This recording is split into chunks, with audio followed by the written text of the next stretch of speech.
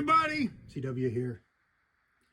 Let's do a little bit of brass prep and something that's not really talked about so much, and that is going to be primer pockets. Crimped, removing that crimp. What do? You got a couple choices. Cut it out or swage it. I'm a fan of swaging. No way is really wrong. Really. I don't like cutting because cutting removes material that you can never get back. Now you can argue that swaging, although it doesn't remove material, when a primer pocket wears out because of high pressure firings, it's still, the brass is still no good. You know, it's still, throw it away. Now you can restore primer pockets a little bit. You can stretch their life a little bit. There's a couple tools out there, and there's a couple of homemade things you can do with a ball bearing and a hammer, and you can tighten them up to get another few firings out of them. But realistically, when they get big from pressure, from firings, they're pretty much done. And even if you did save them, you wouldn't be using them for quality reloads. You'd be using them for sighters or plinkers or something like that. So let's just get that out of the way and go from there. This is going to be about swaging because most everybody I know of and read about and see just runs the spaceship in the primer pocket and cuts it out. Now there's a number of tools, and you saw them in the fingernail picture of the video, and that's this tool here. These are from Lyman, and these are cutters. They go in your primer pocket.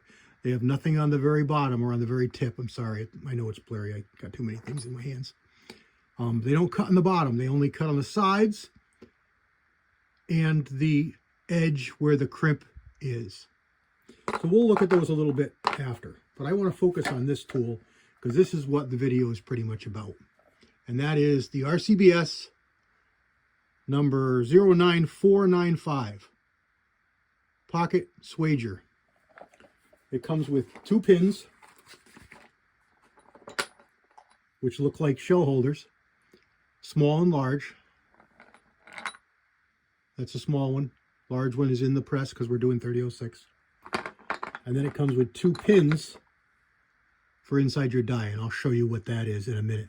You notice it's slightly cupped at the tip. I'm still having focus issues down here in the light a little bit, and it gets worse for focus. I think that's focus for you. It's cupped. And that is because a lot of primer pockets are punched, and there's a big burr in there. And if they didn't cup them, you could peen that burr back over and block your firing pin, block your flash hole, and then you'd have all kinds of problems.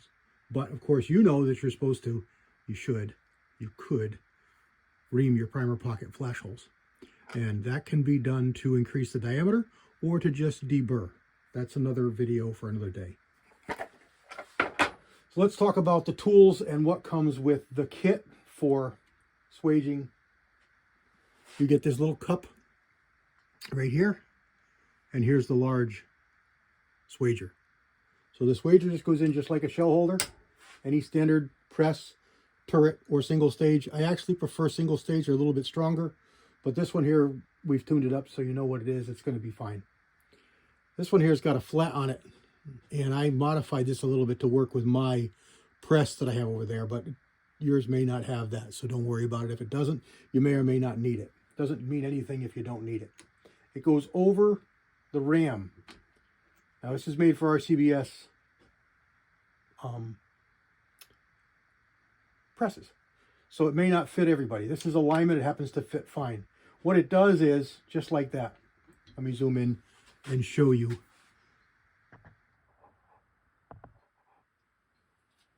So as I go up, it comes out. As I go down, it goes beneath. So it's flush or below flush. What that's going to do is that's going to pop the case back off because it's going to get swaged on there with a lot of force. You're probably not going to be able to pull it off. So when you go like this, you'll notice I'm going to hit it like this and pop that case off. You don't have to move that. You're just going to grab the case and you'll see it. This is adjusted, your die part. Let me zoom back out. Too many fingers here. Sometimes this works flawlessly and sometimes it gives me problems. You've got an adjustment here for your stem, which is the part I showed you there that changes for small and large. Then you got an overall adjustment here. Now this part of the die doesn't really do a whole lot, but consider it a coarse adjustment for the fine adjustment here. This is going to be set so that it goes up inside the case right to the bottom. You need it to go right to the bottom of the brass, and you need it to be set for length so that it pushes the case onto that swager properly without overly compressing the web inside. How are you going to know? Well, trial and error and feel. Here is a crimped pocket on this piece of brass.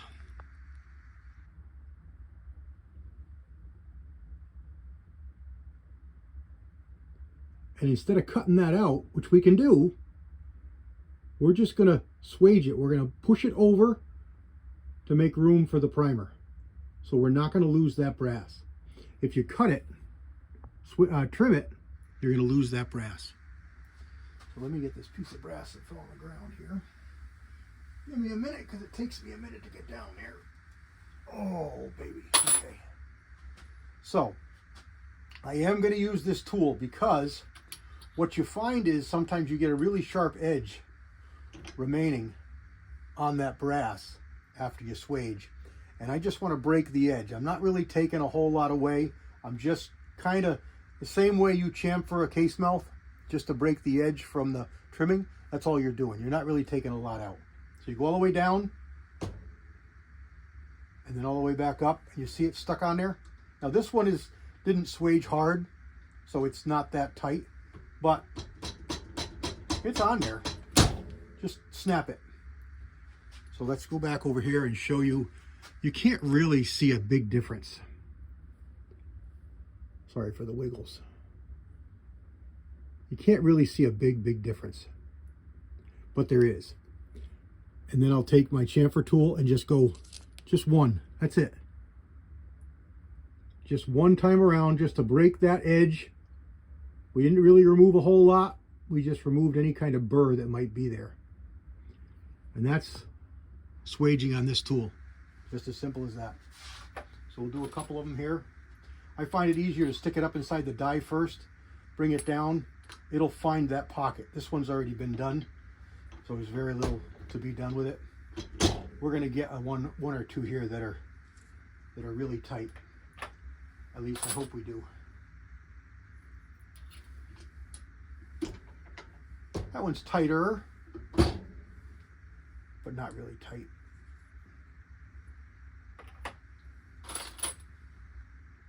All right, this one's going to be tighter. This one's going to be tighter. It's a different head stamp. It's still Lake City, but it's, what is this, 42, 43, 53? I can't read it good. I think it says 53. Anyway, you can see it's a little bit sharper. And the red in there is sealant. It was also sealed. So, let's put it on the tool. Yeah, it's a lot tighter. All right. Now this one is in there. Pop it back, take it off. There's our, just give it a turn. That's all. Just enough to break that edge. That's all you're looking to do. Now when you set this up, you want to get your tools. If you don't have these, they're really good to invest in. These are go, no-go tools. And they're precisely set to fit your primer pockets or to not fit your primer pockets. It tells you it's a go, no-go type of a setup. Now this probably isn't going to fit either way, although it just about Where are we here? So you can see it just about wants to go in. It just starts to go in. Put it on the swager.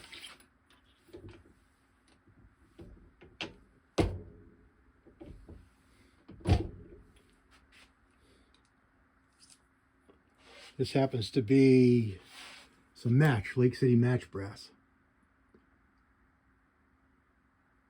And now we take the tool and it goes, oh, it doesn't go in. A little bit of a burr in there. And it just goes in the primer pocket. Tells us that this is a good size.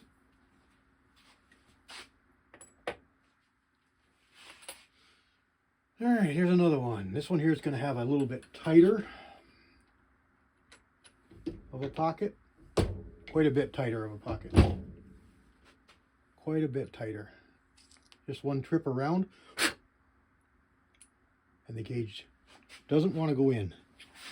This was really, really tight. It'll just start to go in. But you'll see when you see primers, it'll be all right. Just broke that edge. And there we go. And that's swaging with an RCBS swager. Not all that bad, not that big a deal. It's an extra step. People don't like brass prep, and it is brass prep. But it lets you use brass that would otherwise be unusable to you. You can probably find it cheaper because other people don't want to deal with it. And generally speaking, at least generally speaking, you're going to find that military style brass is really good brass. I hesitate to say it's superior to commercial, but in many ways it can be, and it can be really good. One big fallacy with military brass is the capacities. With 308 and 3006, you're going to find that it's a little bit thicker and heavier than commercial 3006 brass. So you may want to, it's always a good idea to adjust your loads, go back, knock them back to a starting load whenever you change any component. So if you got a powder that runs out, you got to go to a different lot of powder, you should go back to starting load and work back up. You're changing primer manufacturers or lot numbers, you should do that. You're changing cases, you should do that. Especially if you're going to go from a commercial case to a military case with 3006 and 308, because they're going to be different capacities, and it's going to make enough of a difference that if you're near maximum, it could put you over.